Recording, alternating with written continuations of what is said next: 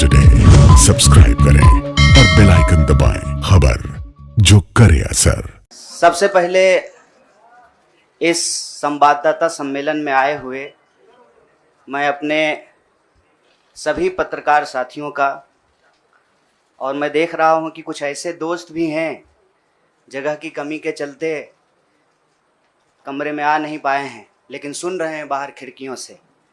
मैं आप सबका स्वागत करता हूं और मंच पर उपस्थित एआईसीसी ऑर्गेनाइजेशन के जनरल सेक्रेटरी वेणु जी, जनरल सेक्रेटरी सुरजेवाला जी, एससी डिपार्टमेंट के चेयरमैन नितिन राउत जी, बिहार के प्रभारी भक्तचरण दास जी, बिहार के अध्यक्ष मदन मोहन झा जी और कांग्रेस पार्टी के ट्रेजरर पवन बंसल जी,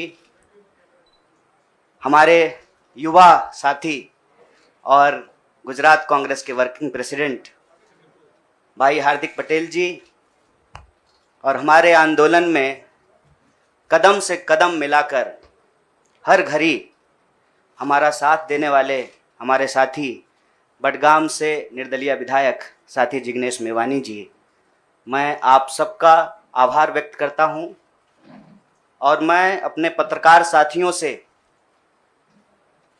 कुछ चीज़ों को लेकर मुखातिब हूं, उससे पहले आज ये एक ऐतिहासिक दिन है।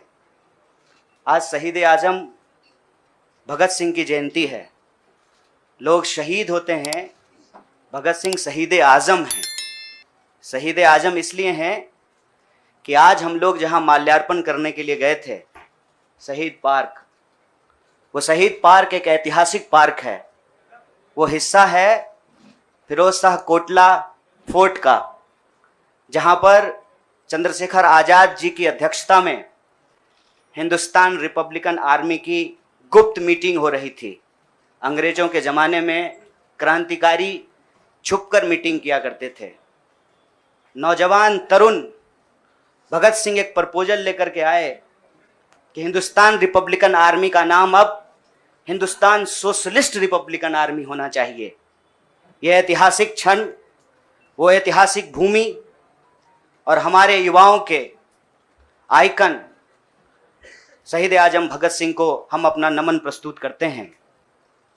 आज एक दुखद घटना भी हमारे जिले में हुई है। वज्रपात के चलते 2 बच्चियों का निधन हो गया है। मैं इस मंच से उनके प्रति शोक व्यक्त करता हूं और उनके परिवार के प्रति अपनी संवेदना व्यक्त करता हूं।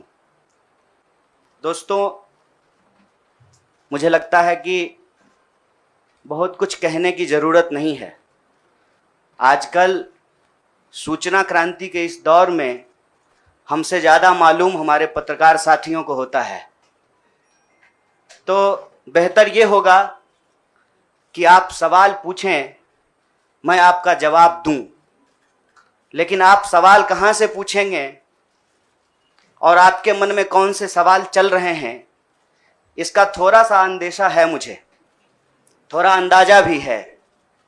सबसे पहले मैं आपको बधाई देना चाहता हूं कि आपने पत्रकारिता की उस मिसाल को जिंदा रखा है कि कम से कम विपक्ष से तो सवाल करते हैं ना, ताकि इस देश को याद रहे कि पत्रकारों का काम है सवाल पूछना। तो मैं आपके हर सवाल का जवाब दूंगा। जितना सवाल आप पूछना चाहते हैं पूछिएगा, बारी बारी से पूछिएगा, सारे सवालों का जवाब दूंगा।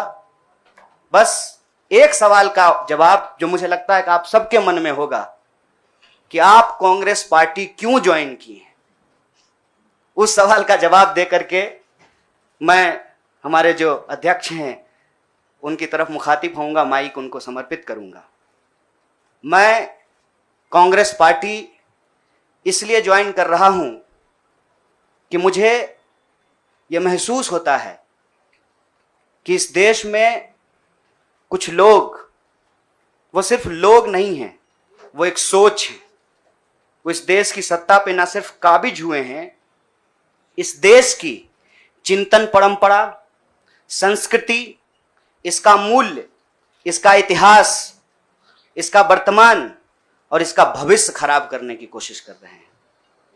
वो जो सोच है, उस सोच के बारे में आप अपने आप समझ जाएंगे, क्योंकि कहीं मैंने पढ़ा था कि आप अपने दुश्मन का चुनाव कीजिए, अपने विपक्ष का चुनाव कीजिए, दोस्त अपने आप बन जाएंगे।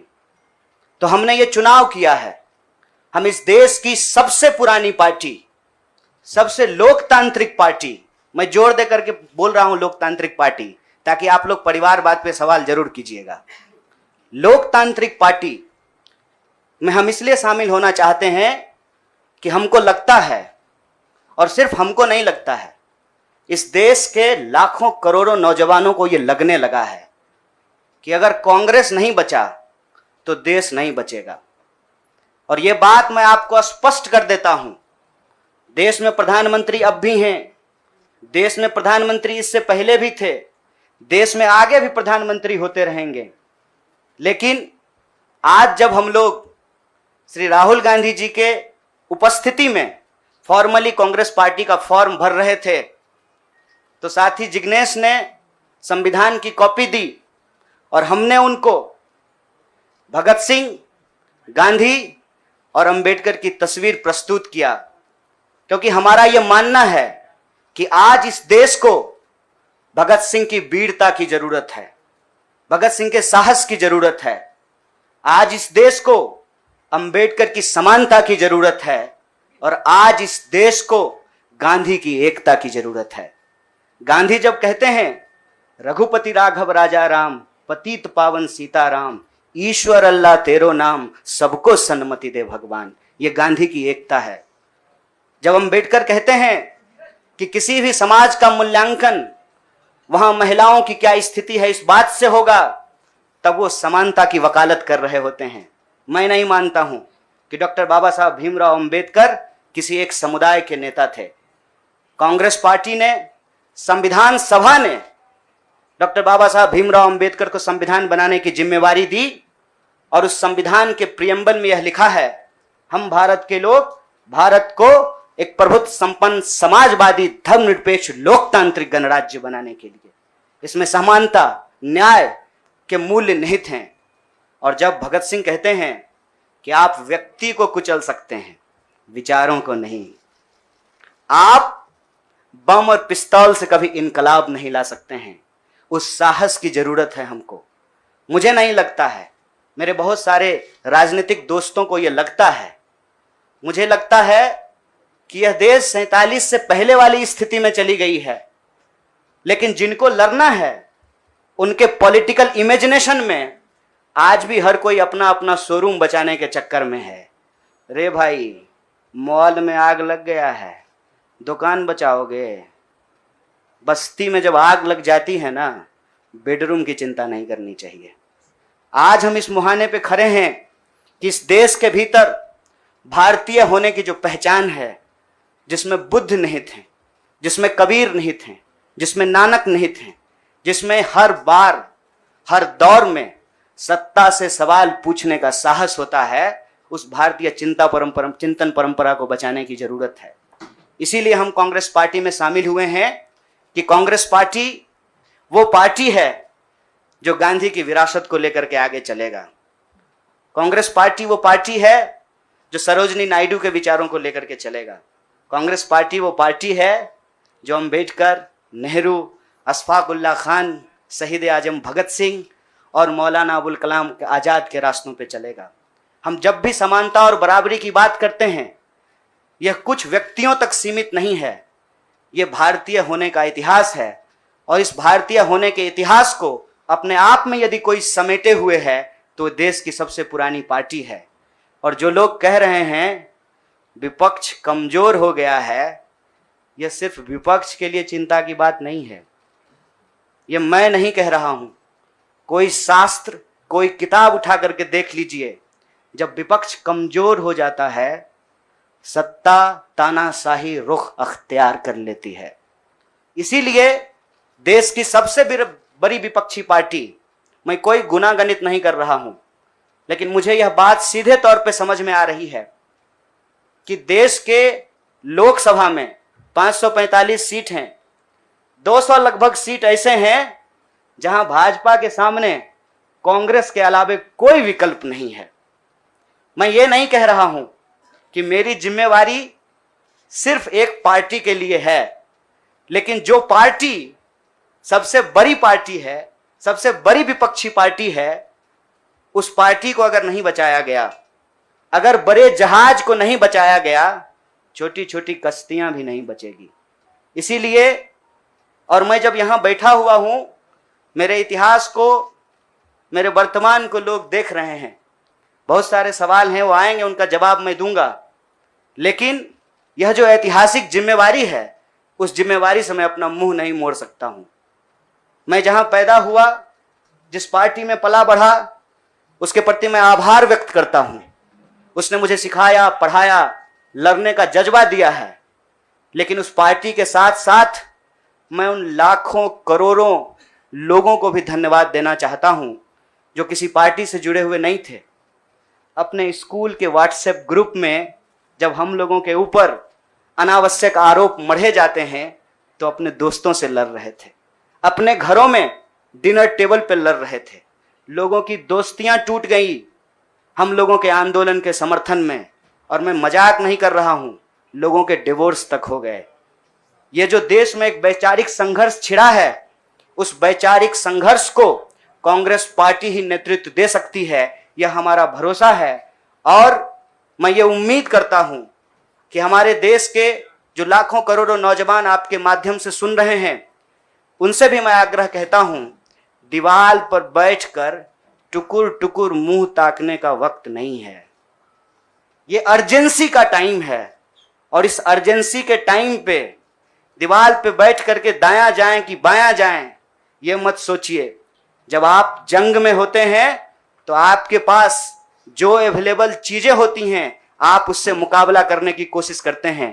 कांग्रेस पार्टी एक बड़ी जहाज है। अगर कांग्रेस पार्टी बचेगी तो हमारा मानना है इस देश के लाखों करोड़ों नौजवानों की आकांक्षाएं बचेंगी, गांधी की मीमांसा बचेगी, भगत सिंह के सपनों का भारत बचेगा, और डॉक्टर बाबा साहब भीमराव अंबेडकर की समानता का भारत का निर्माण संभव हो पाएगा। इसी आशा और उम्मीद के साथ मैं इस पार्टी से जुड़ा हूं, और मुझे पूरा भरोसा है कि कांग्रेस पार्टी जो अपने आप को एक लोकतांत्रिक पार्टी कहती है, आजादी के साथ, अपनी पूरी मुखरता के साथ सत्ता से सवाल पूछना और लोगों के हक के लिए लड़ना भिड़ना संघर्ष करने में हमारे साथी रहेंगे, हमारे सहयोगी रहेंगे। और ये परिवार संघ परिवार नहीं, वो क्या परिवार जो परिवार छोड़कर परिवार बनाना पड़े, वो परिवार जो आपको परिवार छोड़ने के लिए नहीं कहता है, कहता है कि अपने परिवार में रहिए।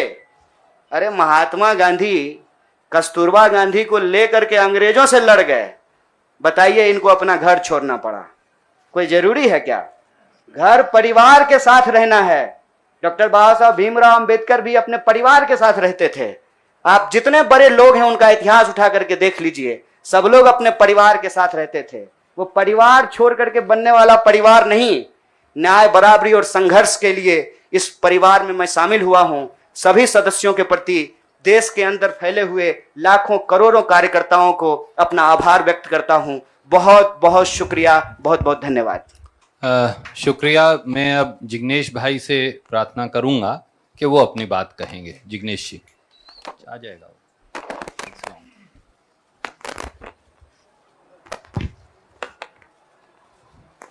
धन्यवाद। सबसे पहले तो केसी वेणुगोपाल साहब, सुरजेवाला जी, नितिन राउत साहब, पवल बंसल जी, भक्तचरण दास जी, साथ ही हार्दिक कन्हैया और दूसरे पार्टी के मंच पर विराजमान सभी सीनियर लीडर्स, आप तमाम पत्रकार साथी और वो तमाम साथी जो हमको आज मिलने के लिए हमारे समर्थन में आए हैं, गुजरात के विभिन्न कोनों से और पूरे देश भर में से, उन सभी का मैं स्वागत करता हूं। साथियों, जो कहानी गुजरात से शुरू हुई, उस कहानी ने पिछले 6-7 साल में इस मुल्क में क्या उत्पात मचाया है, वो अब आपके हमारे सबके सामने है। एज अ नेशन, एक राष्ट्र के तौर पर हम एक अनप्रेसिडेंटेड, अभूतपूर्व क्राइसिस से गुजर रहे हैं। ऐसा संकट इस मुल्क ने पहले कभी नहीं देखा। हमारे संविधान पर हमला है, दिल्ली की सड़कों पर संविधान की कॉपी को जलाया जाता है, हमारे आइडिया ऑफ इंडिया पर हमला है, हमारे देश के लोकतंत्र के ऊपर हमला है। आज भाई भाई एक दूसरे का दुश्मन बन जाए, उतना जहर, नफरत एक सोची समझी साजिश के तहत दिल्ली और नागपुर साथ में मिलकर फैला रहे। इस परिस्थिति में एक पॉलिटिशियन के तौर पे नहीं, बतौर एक भारतीय नागरिक मैं अपने आप को ये जब सवाल पूछता हूं कि मेरा फंडामेंटल फॉरमोस्ट रिस्पॉन्सिबिलिटी ड्यूटी क्या होना चाहिए, तो अंदर से जवाब यही आता है, कुछ भी करके इस मुल्क के संविधान, लोकतंत्र और आइडिया ऑफ इंडिया को बचाना चाहिए।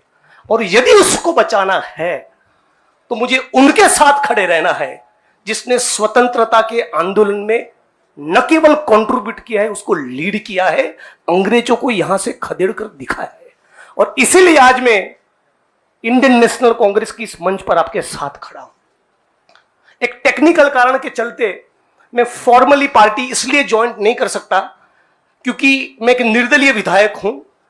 If I join a party I may not continue as an MLA. मेरी पार्टी के सीनियर लीडर से बात हुई, मेरे मतक्षेत्र के साथियों से बात हुई, अपने आप से बात हुई, राहुल जी से बात हुई, तो मुझे लगा कि मैं इस विचार के साथ हूं ना, ये सबसे प्रमुख बात है। मैं इस मुहिम, मिशन और इस संघर्ष के साथ हूं, ये सबसे महत्वपूर्ण बात है। बाकी की फॉर्मेलिटी तो आने वाले महीनों में भी हो जाएगी। और राहुल जी ने भी कहा कि वो जो पर्चा भर के सदस्य लेने की बात है वो तो कल भी कर लेना, अभी अपने मत क्षेत्र के लोगों के साथ खड़े रहो।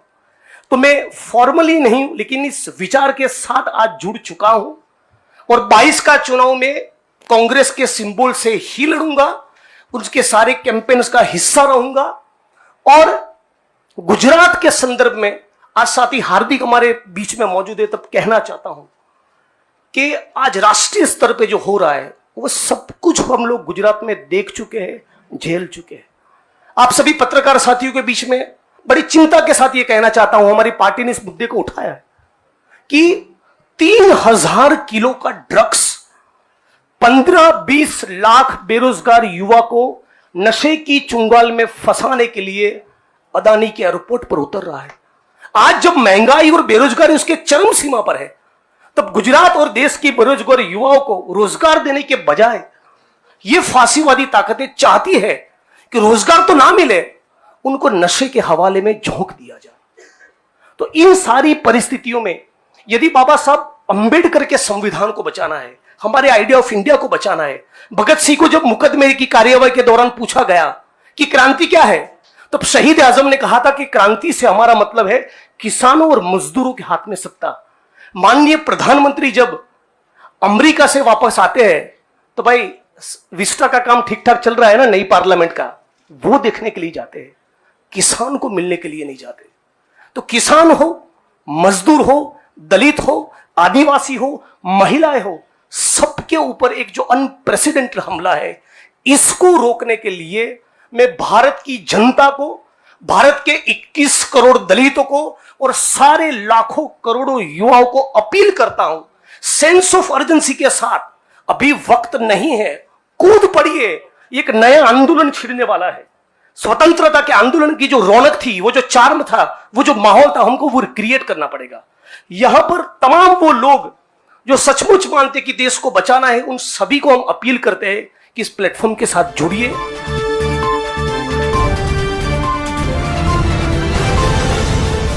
ग्लोबल टुडे यूट्यूब के साथ लाता है देश विदेश की ताज़ा खबरें और नए नए वीडियोस। हमें सब्सक्राइब करें और ताज़ा खबरों के लिए बेल बटन दबाएं। Global today.